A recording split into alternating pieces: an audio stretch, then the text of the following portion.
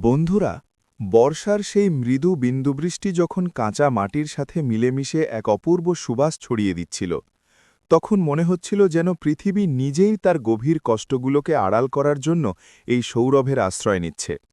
উত্তরপ্রদেশের সেই ছোট্ট গ্রাম হরিপুরের ভাঙাচোরা গলিপথগুলোতে জল জমেছিল, আর সেই পানির মধ্যে একটি জীর্ণ শীর্ণ কুঁড়ে ঘরের সামনে বসে ললিতা তার ঝাপসা চোখ দিয়ে রাস্তার দিকে তাকিয়েছিল। তার দৃষ্টিতে এখনও আশার একটি জ্যোতি জ্বলজ্বল করছিল, যদিও ১৪ বছরের ঝড়ো হাওয়া সেটাকে নিভিয়ে দেওয়ার জন্য বারবার চেষ্টা চালিয়েছে। কুঁড়ে ঘরের ভিতরে খাটে শুয়ে থাকা হরিশঙ্করের কাশির ধ্বনি প্রত্যেকবার এই সত্যটি স্মরণ করিয়ে দিচ্ছিল যে তাদের শারীরিক অসুস্থতার চেয়ে হৃদয়ের রোগ অনেক বেশি গভীর। কেননা যে পুত্রের জন্য তারা জীবনভর স্বপ্ন দেখে এসেছে, সে এক রাতে কোনো কথা না বলে তাদের ছেড়ে চলে গিয়েছিল।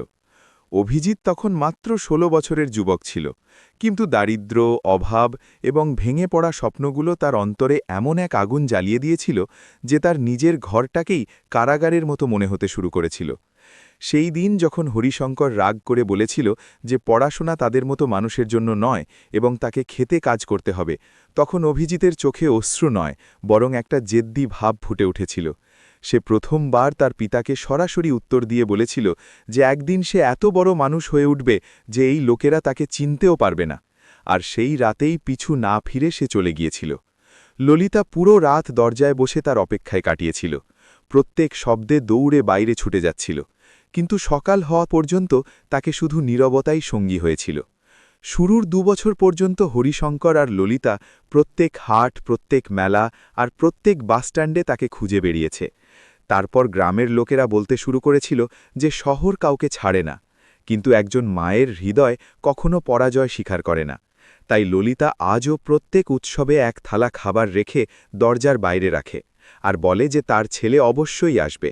লোকেরা তাকে পাগল বলে, শিশুরা তার নিয়ে মজা করে, কিন্তু তাকে কোনো ফারাক পড়ে না, কারণ তার জন্য অভিজিৎ জীবিত ছিল। সেই রাতে আকাশে বিদ্যুৎ চমকাচ্ছিল, আর হরিশঙ্করের অবস্থা হঠাৎ খারাপ হয়ে গিয়েছিল। ওষুধের পয়সা ছিল না, বাড়িতে শস্য পর্যন্ত শেষ হয়ে গিয়েছিল। ললিতা পুরনো বাক্স থেকে অভিজিতের শৈশবের ছবি বের করে তাকে বুকে চেপে কাঁদতে লাগল। তখনই দূরের রাস্তায় একটা কালো চকচকে এসইউভি এসে থামল। পুরো গ্রামে হইচই পড়ে গেল, কারণ এমন গাড়ি সেখানে কখনো আসেনি। দরজা খুলল, আর এক লম্বা স্যুট বুট পরা, দামি ঘড়ি পরা মানুষ বাইরে নামল, যার পেছনে ৪ বডিগার্ড দাঁড়িয়েছিল। তার চলার অন্দাজে এমন রৌদ্র ছিল যেন সেই গ্রাম থেকে নয়, বরং অন্য কোনো দুনিয়া থেকে এসেছে। সে সোজা সেই কুঁড়ে ঘরের দিকে এগোল যেখানে ললিতা বসেছিল। ললিতা যখন তাকে দেখল, তখন তার হাত থেকে ছবি পড়ে গেল, কারণ সেই মুখে তাকে তার ছেলের ঝলক দেখা দিল। কিন্তু তার চোখে সেই নির্দোষতা ছিল না, সেখানে শুধু ঠান্ডা অহংকার ছিল। সে জুতো থেকে মাটি ঝেড়ে তার লোককে বলল যে প্রথমেই কুঁড়েঘরটাকে সরাও, কারণ সে এখানে দাঁড়াতেও পারছে না। ললিতা কাঁপতে কাঁপতে তার কাছে এলো আর ধীর গলায় তার নাম নিল। তখন সে কোনো ভাব ছাড়াই তার দিকে তাকালো, যেন সে কোনো অচেনা লোককে দেখছে। ভিতরে গিয়ে সে খাটে পড়ে থাকা হরিশঙ্করকে দেখল। কয়েক সেকেন্ডের নীরবতার পর সে পকেট থেকে চেক বের করে তাদের ওপর ফেলে দিল আর বলল যে ১ লক্ষ টাকায় তাদের ঋণ শেষ, এখন কোনো সম্পর্ক বাকি নেই। হরিশঙ্করের কাঁপা হাতে সেই চেক ছিল, কিন্তু চোখে শুধু জল। তারা কাঁপা শ্বাসে বলল যে তারা তাকে কখনো বাড়ি থেকে বের করেনি, সে নিজেই চলে গিয়েছিল। এটা শুনে যেন সময় থেমে গেল। ললিতা চিৎকার করে উঠল। হরিশঙ্করের শ্বাস আটকে যেতে লাগল, আর অভিজিৎ প্রথমবার ঘাবড়ে গেল। কিন্তু তার অহংকার তাকে জড়িয়ে ধরেছিল। বাইরে বৃষ্টি জোর হয়ে উঠেছিল, বিদ্যুতের চমক কুঁড়ে ঘরের ভিতরে আসছিল, আর সেই আলোয় অভিজিৎ প্রথমবার তার বুড়ো পিতার অবস্থা সত্যিই দেখল। তাদের শুকনো শরীর, তাদের ডুবে যাওয়া চোখ, আর সেই চেক যা তাদের হাত থেকে পিছলে মাটিতে পড়ে গেল। সেই মুহূর্তে তার হৃদয়ে কিছু নড়ে উঠল। কিন্তু সে নিজেকে সামলে নিল আর দাঁড়িয়ে রইল যেন পাথর হয়ে গেছে। যখন ললিতা হরিশঙ্করকে বাঁচানোর জন্য চিৎকার করছিল আর গ্রামবাসীরা দরজায় জমে গিয়েছিল, সেই রাতে বর্ষা শুধু আকাশ থেকে নয়, বরং ৩টে জীবনের ভিতরেও হচ্ছিল। একদিকে মায়ের অপেক্ষা, অন্যদিকে বাপের ভাঙা হৃদয়, আর তৃতীয় দিকে একটা ছেলে যে কোটিপতি হয়ে ফিরেছে, কিন্তু তার নিজের বাড়িতে অচেনা হয়ে গেছে। বর্ষার সেই রাতে যখন ললিতা হরিশঙ্করকে সামলানোর চেষ্টা করছিল আর গ্রামবাসীরা দরজায় দাঁড়িয়ে তামাশা দেখছিল, তখনই প্রথমবার অভিজিতের ভিতরে কিছু ভাঙতে লাগল। কিন্তু সে তার মুখে সেই কঠোরতা বজায় রাখল, কারণ গত 14 বছরে সে তার হৃদয়ের চারপাশে এত মোটা দেওয়াল তুলেছে যে কোনো অনুভূতি সহজে বাইরে আসতে পারে না। সে বাইরে বেরিয়ে তার এসইউভির কাছে দাঁড়িয়ে গেল। বৃষ্টির ফোঁটাগুলো তার দামি স্যুটে পড়ছিল, কিন্তু তাকে পরোয়া নেই, কারণ তার মনে হঠাৎ অতীতের দরজাগুলো খুলতে লাগল। আর সে নিজেকে আবার সেই 16 বছরের ছেলের রূপে দেখতে লাগল, যে এক রাতে ক্ষুধার্ত তৃষ্ণার্থ বাড়ি থেকে পালিয়ে স্টেশনে পৌঁছেছিল। সেই রাতে তার কাছে না টিকিট ছিল না পয়সা, আর যখন টিটি তাকে ধরে ধাক্কা দিয়েছিল তখন সে প্রথমবার বুঝেছিল যে বাড়ি ছাড়া যত সহজ লাগে তত হয় না। সে দুদিন প্ল্যাটফর্মে ঘুমিয়ে কাটিয়েছে, লোকের বাকি খাবার থেকে পেট ভরেছে, আর অনেকবার চুরি করার খেয়ালও এসেছে, কিন্তু মায়ের মুখ মনে পড়তেই সে তার হাত থামিয়েছে। তৃতীয় দিনে তার সাক্ষাৎ শহরের এক চায়ওয়ালার সাথে হয়েছে, যে তাকে তার কাছে কাজ দিয়েছে। সকাল 4টে ওঠা, পুরো দিন বাসন ধোয়া, আর রাতে দোকান বন্ধ হওয়ার পর মেঝেতে ঘুমিয়ে যাওয়া, এটাই তার জীবন হয়ে গিয়েছিল। কিন্তু সেই দোকানে রোজ আসা কলেজের ছেলেদের পড়তে দেখে তার ভিতরের আগুন আবার জ্বলতে লাগল, আর সে ঠানিয়েছে যে যাই হোক না কেন সে পড়বে অবশ্যই। সে রাতে স্ট্রিট লাইটের নিচে বসে পুরনো বই থেকে পড়াশোনা শুরু করেছে। অনেকবার ক্ষুধার্ত ঘুমিয়েছে, অনেকবার মার খেয়েছে, কিন্তু হার মানেনি। আর ধীরে ধীরে সে 10ম আর তারপর দ্বাদশ পাশ করেছে। সেই সময়ে একদিন চায়ের দোকানে আসা এক বড় ব্যবসায়ী তাকে ইংরেজিতে কোনো গ্রাহকের সাথে কথা বলতে শুনেছে, আর তার লগন দেখে তাকে তার অফিসে ছোট কাজ দিয়েছে। সেখান থেকেই তার জীবন বদলাতে শুরু হয়েছে। সে দিনে কাজ আর রাতে পড়াশোনা করে গ্র্যাজুয়েশন করেছে। তারপর সেই কোম্পানিতে পরিশ্রম আর মেধার দমে প্রমোশন পেয়ে গেছে। কয়েক বছর পর সে নিজের ছোট ব্যবসা শুরু করেছে, যা ধীরে ধীরে এত বড় হয়েছে যে আজ সে কোটি কোটি টাকার মালিক। কিন্তু এই পুরো যাত্রায় সে তার হৃদয়ে একটা বিষ পালিয়েছে, যে তার মা বাপ তাকে কখনো বোঝেনি, কখনো থামানি, কখনো খুঁজতে আসেনি। তাকে এটা জানা ছিল না যে তার যাওয়ার পর ললিতা আর হরিশঙ্কর কত বছর তাকে খুঁজে কাটিয়েছে। কতবার স্টেশনে চক্কর লাগিয়েছে, কতবার অন্যদের থেকে পয়সা ধার করে শহরে গিয়েছে, আর প্রত্যেকবার খালি হাত ফেরেছে। বৃষ্টিতে দাঁড়িয়ে থাকা অভিজিৎ এসব কথা থেকে অজান তার নিজেকে সঠিক মানতে থাকল। কিন্তু তখনই কুড়েঘরের ভিতর থেকে ললিতার চিৎকার আবার শোনা গেল, আর তার পা নিজে নিজে ভিতরের দিকে এগোল। সে দেখল যে হরিশঙ্করের শ্বাস খুব জোরে চলছে, আর তাদের মুখ নীল হয়ে যাচ্ছে। গ্রামের কোনো লোক ডাক্তার আনতে যায়নি, কারণ সবাইকে লাগছিল যে এখন বাঁচা কঠিন। ললিতা কাঁদতে কাঁদতে অভিজিতের পায়ে পড়ে গেল, আর প্রথমবার সে তার ছেলের কাছে পয়সা বা অহংকারের কথা না বলে শুধু সাহায্যের ভিক্ষা চাইল। সে বলল যে তুমি এত বড় মানুষ হয়ে গেছ, তাহলে তোমার বাপকে বাঁচাও। পয়সা পরে নিয়ে নিও, রাগ পরে করো, কিন্তু এখন তাকে হাসপাতালে নিয়ে চলো। এটা শুনে অভিজিতের ভিতরে দমিত ছেলে প্রথমবার জাগল, আর সে তৎক্ষণাৎ তার ড্রাইভারকে গাড়ি বের করতে বলল। বডিগার্ড হরিশঙ্করকে তুলে গাড়িতে রাখল, আর পুরো গতিতে শহরের দিকে বেরিয়ে গেল। রাস্তাভর ললিতা হরিশঙ্করের হাত ধরে কাঁদতে থাকল, আর অভিজিৎ সামনে বসে জানালা থেকে বাইরে দেখতে থাকল। কিন্তু তার চোখে এখন অহংকারের জায়গায় ভয় ছিল, কারণ তাকে প্রথমবার অনুভব হয়েছে যে যদি তার বাপকে কিছু হয়ে যায় তাহলে তার কোটি কোটি টাকাও তাকে সুকুন দিতে পারবে না। হাসপাতালে পৌঁছতেই ডাক্তাররা হরিশঙ্করকে আইসিইউতে নিয়ে গেল, আর ললিতাকে বাইরে থামিয়ে দেওয়া হল। সেখানে বসে সে ভগবানের কাছে প্রার্থনা করতে থাকল, আর মাঝে মাঝে অভিজিৎকে দেখতে থাকল যেন সে কোনো স্বপ্ন যা ভেঙে যেতে পারে।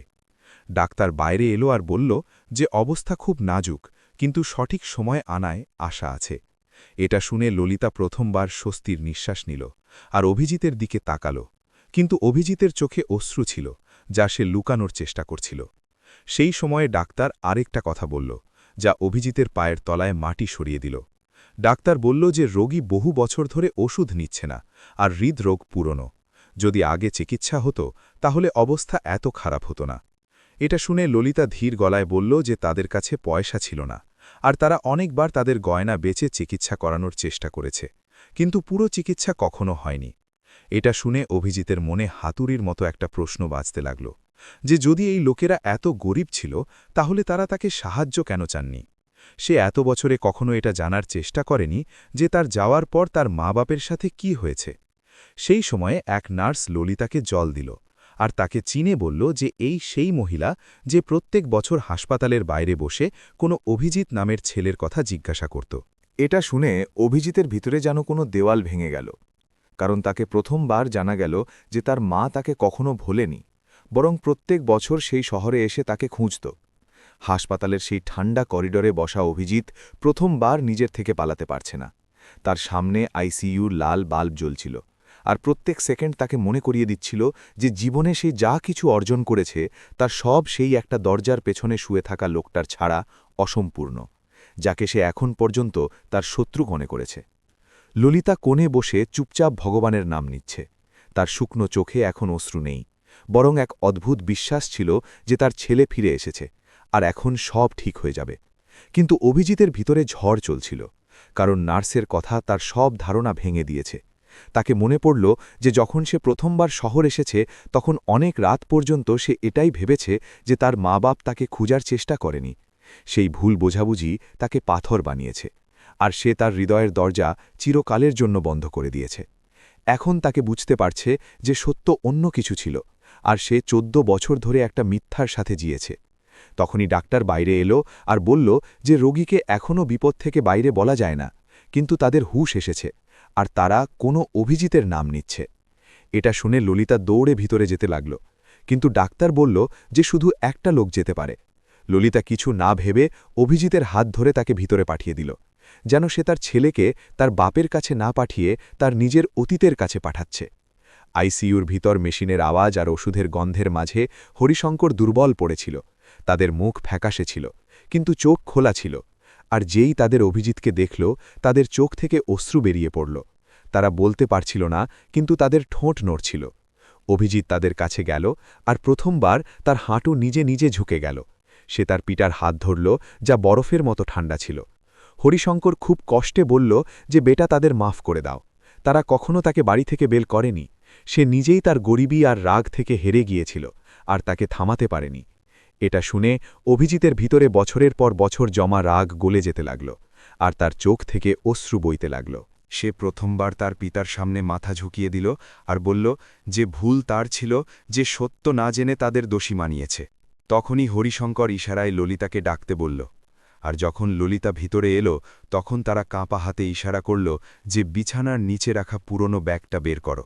ললিতা ব্যাগটা বের করল, যাতে কিছু কাগজ আর একটা পুরনো ডায়েরি ছিল। হরিশঙ্কর ডায়েরিটা অভিজিৎকে দিল আর বলল যে এটা তার যাওয়ার পর লিখেছে। যখন অভিজিৎ ডায়েরিটা খুলল, তাতে প্রত্যেক দিনের উল্লেখ ছিল। প্রত্যেক পৃষ্ঠায় একই কথা লেখা ছিল যে আজও অভিজিৎ পাওয়া যায়নি, আজও স্টেশনে গিয়েছে, আজও বাস আড্ডা দেখেছে, আজও কেউ বলেছে যে শহরে খোঁজো। আর প্রত্যেক পৃষ্ঠার শেষে একই বাক্য ছিল যে আমার ছেলে অবশ্যই ফিরবে। এটা পড়তে পড়তে অভিজিতের শ্বাস জোরে হয়ে গেল, কারণ তাকে বুঝতে পারছে যে যে ভালোবাসাকে সে ঘৃণা মনে করেছে সেটা তো তার পেছনে পেছনে সব জায়গায় ঘুরেছে। ডায়েরির শেষ পৃষ্ঠায় আরেকটা কথা লেখা ছিল, যা তাকে পুরোপুরি ভেঙে দিল। তাতে লেখা ছিল যে যদি কখনো অভিজিৎ ফিরে আসে, তাহলে তাকে এটা বলো না যে তার যাওয়ার পর তার পড়াশোনার জন্য আমরা ক্ষেতের শেষ টুকরোটাও বেচে দিয়েছি, যাতে যদি সে ফিরে তাহলে তাকে আবার পড়াতে পারি। এটা পড়তে গিয়ে অভিজিতের হাত কাঁপতে লাগল, কারণ তাকে মনে পড়ল যে তার ব্যবসার শুরুর দিনগুলোতে যে জমিতে সে তার প্রথম গোডাউন বানিয়েছে, সেই জমি সেই গ্রামের কোনো লোকের থেকে কেনা ছিল। তাকে তখন জানা ছিল না যে সেই জমি তার নিজের বাপের ছিল। তার মনে বিদ্যুতের মতো কি হচ্ছে, আর সে তৎক্ষণাৎ তার ম্যানেজারকে ফোন করে জমির কাগজ বের করিয়েছে। কয়েক মিনিটেই সত্য সামনে ছিল যে সে অজান্তে তার নিজের বাপের জমি কিনেছে, যা তারা মজবুরিতে বেচেছে। এই সত্য জেনে অভিজিতের পায়ের তলায় মাটি সরে গেল, কারণ যে সাফল্যে তাকে গর্ব ছিল তার ভিত্তি তার বাপের ত্যাগের ওপর দাঁড়িয়েছিল। সে কাঁদতে কাঁদতে হরিশঙ্করের পায়ে পড়ে গেল আর বারবার মাফি চাইতে লাগল। হরিশঙ্কর তার মাথায় হাত রাখল আর বলল যে তাদের কখনো তার থেকে অভিযোগ ছিল না, তাদের শুধু এই কথার দুঃখ ছিল যে তাদের ছেলে তাদের থেকে দূর ছিল। সেই মুহূর্তে আইসিইউর ভিতর 3 জনের শিসকানি মেশিনের আওয়াজ থেকেও জোরে ছিল, আর বাইরে দাঁড়ানো নার্স আর ডাক্তারও এই দৃশ্য দেখে ভাবুক হয়ে গিয়েছে। কিন্তু গল্প এখানেই শেষ হয় না, কারণ সেই সময়ে হাসপাতালের বাইরে একটা কালো গাড়ি এসে থামল, আর তাতে থেকে একটা লোক নামল যে অভিজিৎকে দেখে হাসল। সে সেই ব্যবসায়ী ছিল যে কখনো তাকে প্রথম চাকরি দিয়েছে। কিন্তু তার মুখে আজ এক অদ্ভুত কঠোরতা ছিল, যেন সে কোনো পুরনো হিসাব চোকানো এসেছে। হাসপাতালের বাইরে দাঁড়ানো সেই কালো গাড়ি থেকে নামা লোকটি যেই করিডরে ঢুকল, তার চোখে এক অদ্ভুত ঠান্ডা ছিল, আর তার পায়ের আহতা থেকেই মাহল বদলে গেল। অভিজিৎ তাকে দেখতেই চিনে নিল। এটা সেই ব্যক্তি যে কখনো তাকে চায়ের দোকান থেকে তুলে তার কোম্পানিতে কাজ দিয়েছে, আর তার জীবনের দিক বদলে দিয়েছে, যার নাম ছিল রাজেন্দ্র সিং।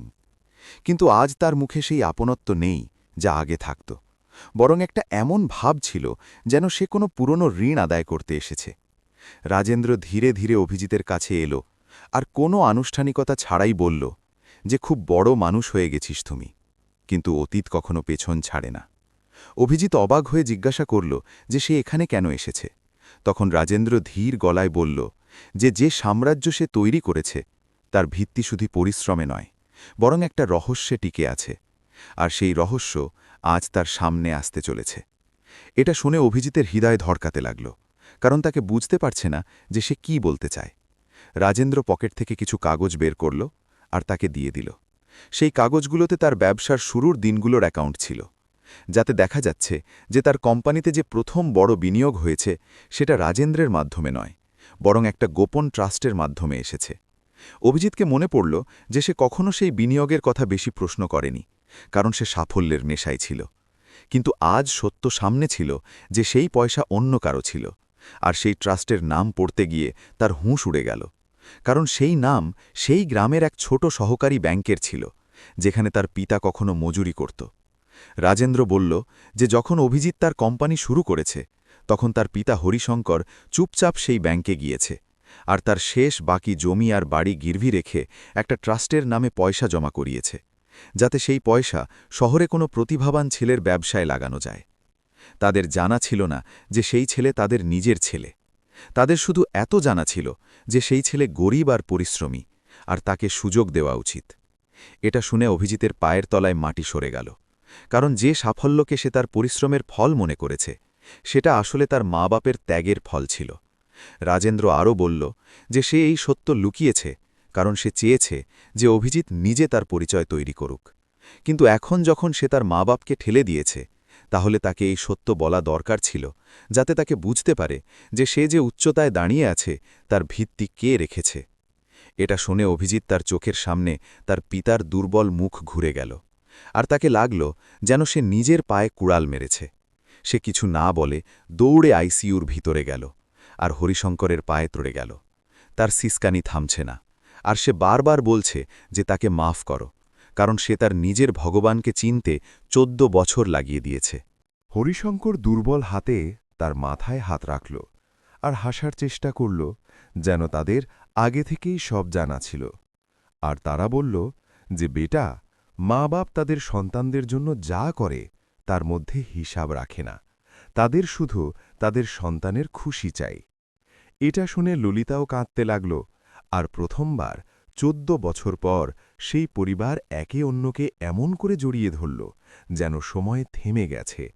কিন্তু গল্পে আরেকটা মোড় বাকি ছিল, কারণ রাজেন্দ্র বাইরে দাঁড়িয়ে ডাক্তারের সাথে কিছু কথা বলল, আর তারপর অভিজিৎকে ডেটে বলল যে হাসপাতালের বিল আর চিকিৎসার খরচ খুব বেশি, আর যদি সে চায় তাহলে তার পিতাকে কোনো বড় প্রাইভেট হাসপাতালে শিফট করতে পারে। কিন্তু সাথে সে এটাও বলল যে তার ব্যবসায় কিছু আইনি সমস্যা চলছে, আর যদি সে এখনই শহরে না যায় তাহলে তার পুরো সাম্রাজ্য বিপদে পড়তে পারে। এটা শুনে অভিজিৎ একবার আবার দ্বিধায় পড়ে গেল, কারণ একদিকে তার পরিবার ছিল যাকে সে এখনই ফিরে পেয়েছে, আর অন্যদিকে তার সাম্রাজ্য ছিল যা তৈরিতে সে তার পুরো জীবন লাগিয়েছে। ললিতা তার চোখে এই দ্বিধা পড়ে নিল, আর ধীরে বলল যে বেটা, পয়সা আবার আসবে, কিন্তু বাপ আবার পাওয়া যাবে না।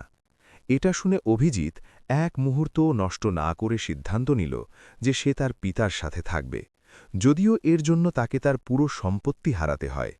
সেই মুহূর্তে সে তার ম্যানেজারকে ফোন করে কোম্পানির সব দায়িত্ব অন্য ডিরেক্টরদের হাতে দিয়ে দিল, আর নিজে হাসপাতালে থাকার সিদ্ধান্ত নিল। এটা দেখে রাজেন্দ্রের মুখে প্রথমবার হাসি এলো, কারণ এটাই সেই পরীক্ষা যা সে নিতে চেয়েছে। তাকে দেখতে চেয়েছে যে অভিজিতের জন্য পয়সা বড় না পরিবার, আর আজ অভিজিৎ প্রথমবার সঠিক নির্বাচন করেছে। কয়েকদিনের চিকিৎসার পর যখন ডাক্তার বলল যে হরিশঙ্কর এখন বিপদ থেকে বাইরে আর ধীরে ধীরে ঠিক হয়ে যাবে, তখন অভিজিৎ সবচেয়ে প্রথম সিদ্ধান্ত নিল যে সে তার মা বাপকে নিয়ে ফিরে সেই গ্রাম হরিপুরে যাবে, যেখান থেকে সে কখনো রাগে বেরিয়েছে। কিন্তু এবার সে ছেলে হয়ে ফিরতে চায়, কোটিপতি হয়ে নয়। সে শহরের বড় হাসপাতালের পুরো বিল পরিশোধ করেছে, তার পিতার জন্য ওষুধ আর যত্নের ব্যবস্থা করেছে, আর তারপর তার দামি এসইউভিতে মা বাপকে বসিয়ে গ্রামের দিকে বেরিয়ে পড়ল। রাস্তাভর ললিতা তার ছেলেকে দেখতে থাকল, যেন তাকে ভয় আছে যে কোথাও এই স্বপ্ন ভেঙে না যায়। আর হরিশঙ্কর চুপচাপ জানালা থেকে বাইরে ক্ষেতগুলো দেখতে থাকল। তাদের মুখে এক অদ্ভুত শান্তি ছিল, যেন তাদের এখন কোনো অভিযোগ নেই।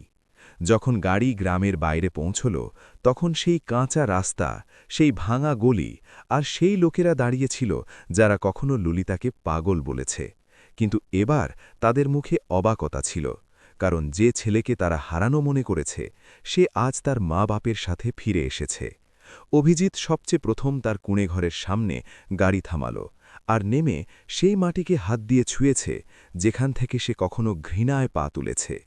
তার চোখে অশ্রু ছিল, আর সে ধীরে সেই মাটিকে কপালে লাগিয়েছে, যেন সে তার অতীত থেকে মাফি চাইছে। গ্রামবাসীরা জমে গিয়েছে, আর সবার নজর তার উপর ছিল। কিন্তু অভিজিৎ কাউকে কিছু বলেনি। সে সোজা সেই কুঁড়েঘরের ভিতরে গেল, যেখানে শৈশবের স্মৃতিগুলো এখনও ছড়ানো ছিল। ভাঙা চারপায়া, দেওয়ালে টাঙানো পুরনো ছবি, আর সেই কোণ যেখানে তার মা তাকে শৈশবে ঘুম পাড়াত। সে সেখানেই হাঁটু গেড়ে কাঁদতে শুরু করল, কারণ তাকে বুঝতে পারছে যে সে কি হারিয়েছে। তারপর সে বাইরে এলো আর পুরো গ্রামের সামনে হাত জোড় করে দাঁড়িয়ে গেল। এটা সেই অভিজিৎ যে কয়েকদিন আগে অহংকারে কুঁড়েঘর ভাঙার কথা বলছিল, কিন্তু আজ তার গলায় বিনম্রতা ছিল। সে বলল যে সে খুব বড় ভুল করেছে, আর সে তার মা বাপের জন্য নতুন বাড়ি বানাতে চায়, কিন্তু সেই মাটিতে যেখানে তাদের পুরনো কুঁড়েঘর ছিল, যাতে সে তার মূলকে কখনো না ভোলে। গ্রামবাসীদের বিশ্বাস হচ্ছে না যে এত বড় মানুষ তাদের সামনে মাথা ঝুঁকিয়ে দাঁড়িয়ে আছে। সেই সময় অভিজিৎ আরেকটা সিদ্ধান্ত ঘোষণা করল, যা পুরো গ্রামকে নাড়া দিল। সে বলল যে জমিতে সে শহরে তার প্রথম গোডাউন বানিয়েছে, সেই জমি তার পিতার ছিল, যা তারা মজবুরিতে বেচেছে। আর এখন সে সেই জমির বদলে গ্রামে একটা স্কুল আর একটা হাসপাতাল বানাবে, যাতে এই গ্রামের কোনো শিশু পয়সার অভাবে পড়াশোনা থেকে বঞ্চিত না হয়, আর কোনো বাপ চিকিৎসা ছাড়া না মরে। এটা শুনে ললিতা কেঁদে উঠল, আর হরিশঙ্করের চোখ থেকে অশ্রু বইতে লাগল, কারণ তারা কখনো স্বপ্নেও ভাবেনি যে তাদের ছেলে এত বড় কাজ করবে। গ্রামের লোকেরা যারা কখনো তাদের তানা দিত, আজ তাদের পায়ে পড়ে মাফি চাইতে লাগল। কয়েকদিনেই অভিজিৎ কাজ শুরু করিয়ে দিল। কুঁড়েঘরের জায়গায় একটা ছোট কিন্তু মজবুত বাড়ি বানানো শুরু হলো, স্কুলের ভিত্তি রাখা হলো, আর হাসপাতালের জন্য জমি নির্ধারিত হলো। কিন্তু এর মাঝে একটা এমন মোড় এলো যা সবাইকে চমকে দিল, কারণ শহর থেকে খবর এলো যে অভিজিতের কোম্পানিতে তার পার্টনাররা তাকে ধোঁকা দিয়ে সব কন্ট্রোল তাদের হাতে নিয়ে নিয়েছে, আর যদি সে তৎক্ষণাৎ শহর না যায় তাহলে তার সব সম্পত্তি চলে যাবে। এটা শুনে গ্রামের লোকেরা ঘাবড়ে গেল, আর ললিতাও ভয়ে জিজ্ঞাসা করল যে এখন কি হবে। কিন্তু এবার অভিজিতের মুখে কোনো ভয় নেই। সে হেসে বলল যে যদি সম্পত্তি চলে গেল তাহলে কি হয়েছে, সে 14 বছর পর তার মা বাপকে পেয়েছে, আর এটা যে কোনো সম্পত্তির থেকে বড়। এটা শুনে হরিশঙ্কর প্রথমবার জোরে হাসার চেষ্টা করল, আর বলল যে আজ তাদের ছেলে সত্যি কোটিপতি হয়েছে, কারণ যার কাছে মা বাপের আশীর্বাদ আছে সে কখনো গরিব হয় না। সেই সন্ধ্যায় যখন স্কুলের ভিত্তি রাখা হচ্ছিল, তখন পুরো গ্রাম মিলে প্রথমবার ললিতা আর হরিশঙ্করকে সম্মান দিল, আর অভিজিৎকে আশীর্বাদ দিল। কিন্তু গল্পের সবচেয়ে বড় আবেগীয় মুহূর্ত তখন এলো যখন স্কুলের গেটে নাম লেখা হল হরিশঙ্কর ললিতা বিদ্যা মন্দির, আর হাসপাতালের নাম রাখা হল মায়ের আশীর্বাদ চিকিৎসালয়। স্কুল আর হাসপাতালের নির্মাণ দ্রুত চলছিল, আর পুরো গ্রামের মাহল বদলে গিয়েছে। যেখানে কখনো দারিদ্র্য আর তানা গুঞ্জত, সেখানে এখন আশা আর আশীর্বাদের আওয়াজ শোনা যায়। কিন্তু জীবনের গল্প শুধু খুশিতে তৈরি হয় না, তাতে কিছু এমন মোড়ও আসে যা মানুষকে পুরোপুরি বদলে দেয়। এক সকালে যখন সূর্যের প্রথম কিরণ খেতে পড়ছিল, অভিজিৎ তার পিতার সাথে বাড়ির বাইরে বসে চা খাচ্ছিল, আর ললিতা রান্নাঘরে রুটি বানাচ্ছিল। তখনই হঠাৎ হরিশঙ্করের স্বাস্থ্য আবার খারাপ হতে লাগল। এবার তাদের শ্বাস আগের থেকে বেশি জোরে চলছিল আর তাদের মুখে দুঃখ স্পষ্ট দেখা যাচ্ছিল। অভিজিৎ তৎক্ষণাৎ তাদের গাড়িতে বসিয়ে হাসপাতালে নিয়ে যেতে লাগল, কিন্তু গ্রাম থেকে শহর পর্যন্ত রাস্তা লম্বা ছিল আর হরিশঙ্করের হাত তার হাতে ধীরে ধীরে ঢিলা হয়ে যাচ্ছিল। রাস্তায় হরিশঙ্কর খুব কষ্টে চোখ খুলল আর অভিজিৎকে দেখল। তাদের চোখে এখন কোনো দুঃখ নেই, বরং এক অদ্ভুত শান্তি ছিল। তারা ধীর গলায় বলল যে বেটা, তাদের কোথাও নিয়ে যাওয়ার দরকার নেই, তাদের সময় পূর্ণ হয়েছে আর তাদের এই কথার কোনো দুঃখ নেই, কারণ তারা তাদের ছেলেকে ফিরে পেয়েছে। অভিজিৎ কাঁদতে কাঁদতে বলতে থাকল যে সে তাদের কিছু হতে দেবে না, সে দুনিয়ার সবচেয়ে বড় ডাক্তারকে ডাকতে পারে। কিন্তু হরিশঙ্কর তার হাত চেপে বলল যে জীবনে পয়সা সবকিছু নয়, আর আজ তাকে এটা বুঝতে পেরেছে, এটাই তাদের সবচেয়ে বড় জয়। তারা ললিতাকেও কাছে ডাকল আর তার হাত অভিজিতের হাতে রাখল, যেন তারা তাদের পরিবারকে একটা ধাগায় বাঁধছে। তাদের শেষ ইচ্ছা ছিল যে স্কুলের উদ্ঘাটন তাদের নামে না করে গ্রামের প্রথম সেই শিশুর হাতে করানো যায় যে গরিব আর পড়তে চায়, যাতে এই জায়গা সবসময় সেবার প্রতীক হয়ে থাকে। এটা বলে তারা একটা লম্বা নিঃশ্বাস নিল আর তাদের চোখ চিরকালের জন্য বন্ধ হয়ে গেল। সেই মুহূর্তে অভিজিতের ভিতরে যেন সবকিছু ভেঙে গেল। সে তার পিতাকে বুকে লাগিয়ে ফুটফুট করে কাঁদতে লাগল। ললিতার চিৎকার পুরো ক্ষেতে গুঁজে উঠল আর পুরো গ্রাম সেই বাড়ির বাইরে জমে গেল। হরিশঙ্করের শেষ যাত্রা পুরো গ্রাম মিলে বের করল। কোনো ধনী গরিব নেই, সব একরকম ছিল, কারণ তারা শুধু একটা মানুষ নয়, বরং একটা পিতাকে হারিয়েছে, যে কিছু না বলে তার ছেলের জন্য সবকিছু বলিদান করেছে। কয়েকদিন পর স্কুল আর হাসপাতাল বানিয়ে প্রস্তুত হয়ে গেল, আর উদ্ঘাটনের দিন এলো। পুরো গ্রামে উৎসবের মতো মাহল ছিল, কিন্তু অভিজিতের মুখে খুশির সাথে এক গভীর দুঃখও ছিল, কারণ সে জানে যে আজ তার পিতা থাকলে কত খুশি হতো। সে তার পিতার শেষ ইচ্ছা পূর্ণ করে গ্রামের এক গরিব মজুরের ছেলেকে ডেকেছে আর তারই হাতে ফিতা কাটিয়েছে। যখন শিশুটি কাঁপা হাতে ফিতা কাটল, তখন তালির আওয়াজ গুজে উঠল আর ললিতার চোখ থেকে অশ্রু বইতে লাগল। কিন্তু এবার এই অশ্রু দুঃখের নয়, বরং গর্বের ছিল।